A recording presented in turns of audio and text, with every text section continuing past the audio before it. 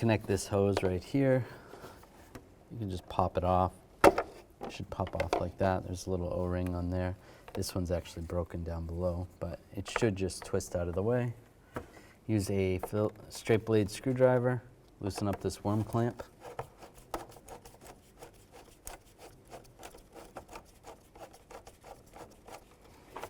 And there's also one underneath here.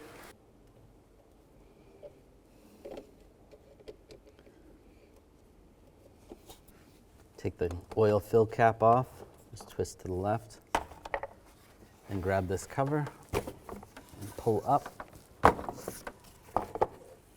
It's got some retainers right there, there.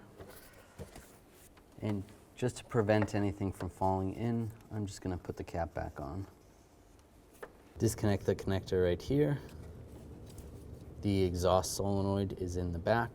Use a 10mm socket, remove the bolt. If there's a lot of dirt and debris in here, you want to vacuum that out or use a blowgun and get that out. If you have to, use some pliers. Just rock it back and forth a little bit. Slide it out like that. The bolt should come with it. Take the valve. We're just going to take a little motor oil and just coat the valve before we install it. Just like that. Now slide it in position.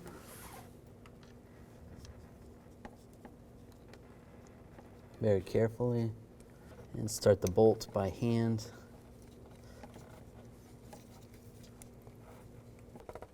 We're going to torque this bolt to 89 inch-pounds. Make sure you're on inch-pounds, not foot-pounds. Take the connector, line it up, and lock it down.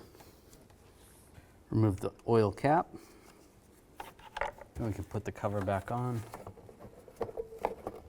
Slide it in position, push it down, and put the oil cap back on.